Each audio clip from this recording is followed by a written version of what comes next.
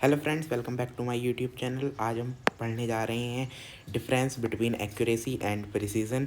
ये दोनों टर्म्स आपको फिज़िक्स के chapter number 1 as well as chemistry के चैप्टर नंबर 1 दोनों में देखने को मिलते हैं। इनके अंदर हमें काफ़ी कन्फ्यूज़न होता है, मगर आज मैं ये पूरी तरीके से क्लियर कर दूंगा इन दोनों के बीच क्या क्या बेसिक डिफरेंस है। तो चलिए देखते हैं।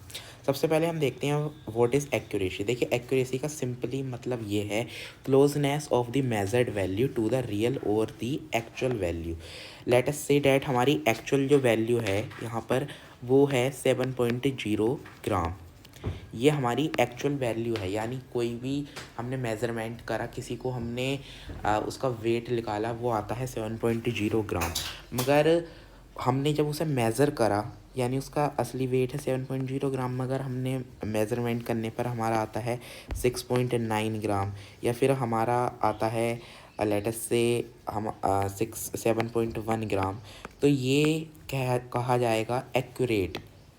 दिस इज़ एक्यूरेट मेजरमेंट, यानी कि आपकी क्लोजनेस आप देख सकती हैं 7.0 रियल वैल्यू थी, और जो हमारी मेजर्ड वैल्यू है वो भी इसके करीब है, तो हम इसे कह सकते हैं कि ये एक्यूरेट है। वहीं हमारा सेकंड टर्म आता है प्रिसीजन। देखिए, प्रिसीजन का मतलब क्या है? Repetition of your measured values and their closeness.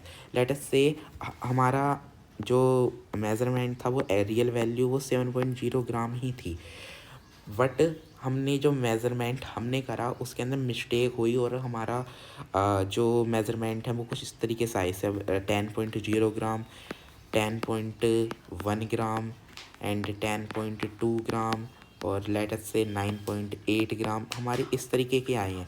अब आप देख सकते हैं कि इनका इस वैल्यू से दूर दूर तक कोई लेना देना नहीं है, काफ़ी अलग वैल्यू है, 7 से काफ़ी ज़्यादा है।